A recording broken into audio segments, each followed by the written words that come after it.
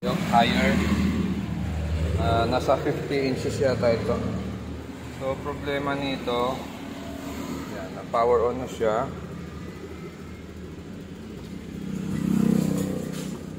Yun no. Pansin nyo ba? Yan, nagpupula yung gilid. No? Nagpupula yung gilid. May backlight siya, pero wala siyang display. May backlight, walang display, nagpa-power on naman yung unit. Buksan natin. Ito yung model, higher model LE 50B50. Ito yung kanyang mainboard,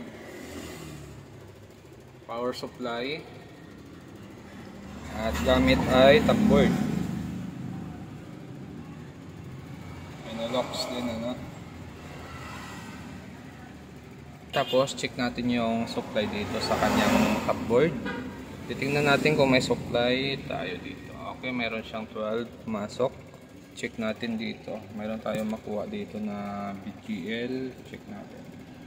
So meron siyang 3.6. Tapos yung BGH natin, ito BGHP. Check natin kung ilang volts. Okay, so wala na. Yan, negative 0.5. So walang BGH. Okay, so bunat ulit natin. Mayroon siyang BGL pero negative 3 lang, ano, mababa. So parang may leak. Ito sa pinaka-top ng kaliwang side ay makikita natin yung data dito. Yan, meron dyan nakapasok na BGH, tapos BGL walang nakasulat, ano. So BGH lang ang mayroon. So gagawin natin ay try natin i-cut yung BGH dito. Kakat natin yan. Titingnan natin kung magno-normal yung ating DC to DC dito. Pag tinanggalan natin siya ng BGH dito. Pwede kasing may tama yung circuit natin dito na papasok sa kanyang side cope. Kaya wala siyang display at mababa yung ating BGL, saka yung BGH natin ay wala. Okay, so cut natin to yung BGH dito.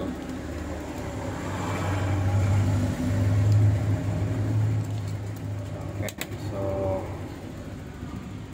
tingnan natin kung naputol talaga natin siya. Gamit tayo ng buzzer, magbabuzzer tayo. Tingnan natin kung naputol talaga natin yung circuit. Okay, tumutunog na siya. Natin. Okay, putol siya, no? Putol. Okay. Try ngayon paganahin ulit natin. Titingnan natin kung magno-normal yung BGH nito.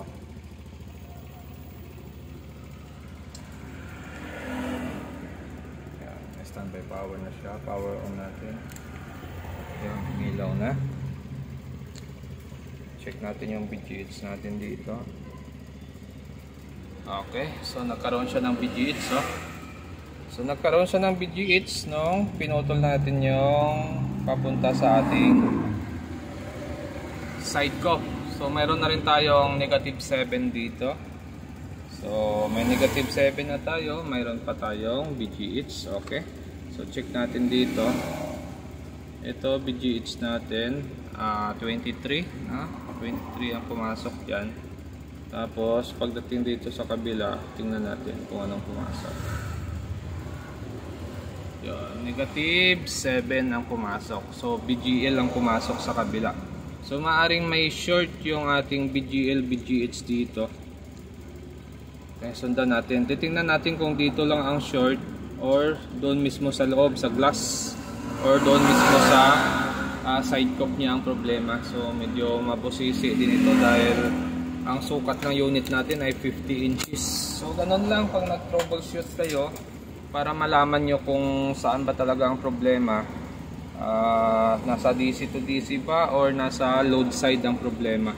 So yung ginawa natin ito ay nag-trace lang tayo kung saan ang problema para lumabas yung kanyang BGH, BGL ng normal. So kinat natin yung papunta sa ating glass or sa source cop natin to side cop. So nakita natin na nagnormal yung DC to DC natin. So ibig sabihin yan, ang problema mula dito sa source cop papunta sa side cop, yan yung may issue ngayon. Okay, bubuksan natin yung panel nito. Okay, so nabuksan na natin yung panel natin. Bali ganyan siya. Yan. So nung na-remove natin yung short doon sa kabilang side ay gumana siya, kaya lang ito lang yung may picture. Tapos yung sa taas niya blanco na. So itong side ang gumagana ngayon, yung kabilang side niya ay patay yung ating BGH doon. So hindi pa natin na-trace kung saan yung short or damage ng ating BGH sa kabila, saka BGL. So itong side muna bubuhayin natin. So yung data nito, bali yan yung side cop natin. Kita ba yung number? NT39565H-C5253A. So yan yung data natin. Yan. So nakakuha ko na yung data nito sa Google, kaya lang mali din yung BGH na tinuro sa atin. Kasi yung tinuro nila yun ay ito yung BGH nya, tapos ito yung BGL nya. Pero nung inaktwal ko siya, ito yung BGL natin, ito yung BGH natin sa taas. Yan. So gagawin natin, magja-jumper tayo ng BGH dito, tapos lalagay natin doon sa kabila. Doon sa kabila, yan. So wala siyang BGH dito, pero may BGL siya dito sa baba.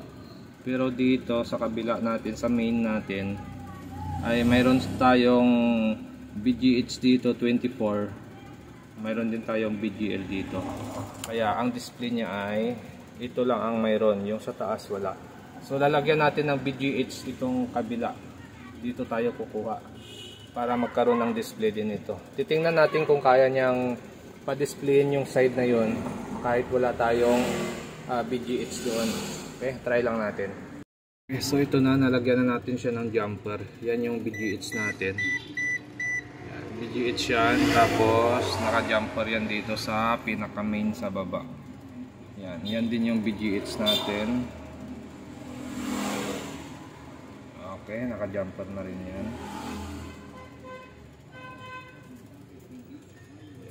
So makikita natin yung screen natin ay full blue screen na siya. Tapos malabas na yung no signal doon. So ang gumagana lang dito itong side na ito para sa BGH supply natin. Yung kabila wala tayong BGH doon kasi kinat natin yun dito sa top board dahil may short yung BGH dito. So hindi pa natin nahanap ang problema niya, no? So try muna natin tong display nito kung normal ang display nito kahit wala yung BGH dito sa isang side. Okay, so mapapansin natin yung side na ito good na siya. Pero itong side na to, mapapansin natin dito parang nag-i-slow yung side na ito. So kailangan din natin malagyan ng BGH yung side cop dito. Yan o, nag-i-slow siya. Nag-i-slow yung side na ito. So lalagyan din natin siya ng BGH dito. Pero bago natin yan lagyan, kailangan makat muna natin yung circuit na nanggagaling dito. Circuit na nanggagaling dito papunta rito sa BGH para hindi na, kung dito ang problema niya, magawa natin ng maayos ito. Pero kung ang problema ng BGH nito dito sa side na ito, sa taas o sa baba, no? So medyo mahirap yon. Pero kung dito lang ang issue niya, papunta rito ang leak, pag nakat natin dito, nag-bypass tayo ng BGH, dapat mag-normal na yung side na ito. Okay, try na lang natin. At least napalabas na natin yung display niya. Natin ang problema ng cough niya ay itong pangatlo. So itong side na to ang may tama kasi ito kinat ko yung BGH dito, nag-clear siya, nag-normal. Tapos ito kinat ko rin yung BGH dito, nag-normal din ito. Pero pagdating dito, pinat ko yung BGH dito magkabilaan, negative, ano, talagang ito yung nagbablanko siya or itim talaga yung portion na ito. So pagdating doon sa taas, nadamay na rin yon kasi ito ang pinaka cause niya. So ito, kinat ko rin yung BGH nito.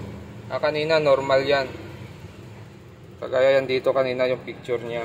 Kaya lang ginawa ko rito, tinry ko siyang iangat yung yan yung kanyang side cope. Tinry kong iangat yung side cope. So makikita natin dito nagkaroon ng liwanag yung taas niya, yan nagkaroon ng liwanag. So maaring kaya ng isang side na yon supplyan yung side na ito pag tinanggal ko yung side cope. Kasi makikita mo yun, tumingkad yung picture dito, nagnormal. So try natin i-remove ito, isang side niya. Yun diba? Nagnormal pantay.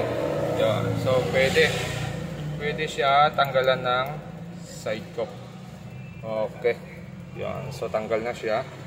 Tapos ito, dahil ito yung nakita nyo ba? Nagnormal siya, So tinanggal natin yung isang cuff dito.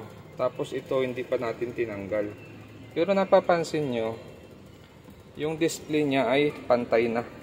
Mula dito, yung display niya ay pantay na. Yun, okay. So pwede na ito.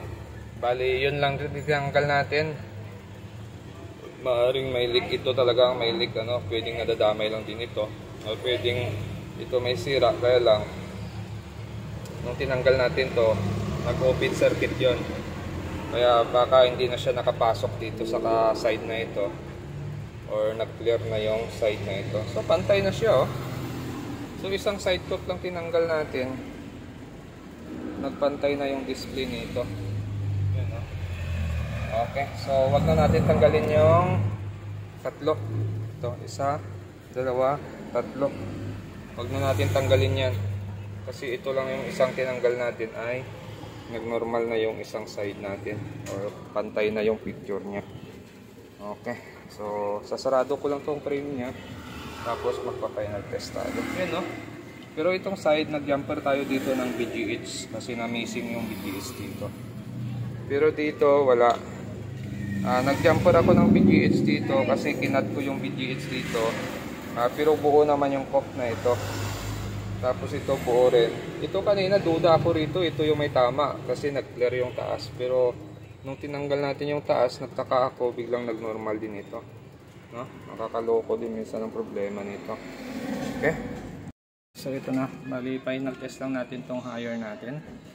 Power on lang natin. Yan, on na siya.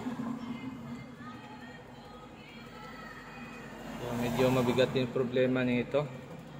Sakit din sa mata yung ginawa natin dito dahil nag-cut pa tayo ng circuit sa kanyang side cope para lang matrace ang pinaka problema niya.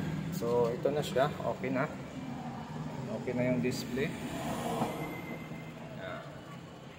So itong side na to ang tinanggalan natin ng isang side cope, pero yung tatlo ay hindi na natin tinanggal. Pero itong side na to, naglagay tayo ng BGH sa unang side cope papunta sa pangalawang side cope kasi nga nawalan ng BGH yung pangalawang side cope niya.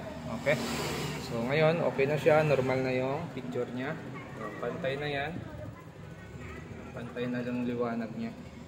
Okay, so hanggang dito na lang yung video natin, at kung bago lang kayo sa aking channel, huwag kalimutan mag-subscribe sa susunod ulit natin na video. So ito yung remembrance natin, isang side cope.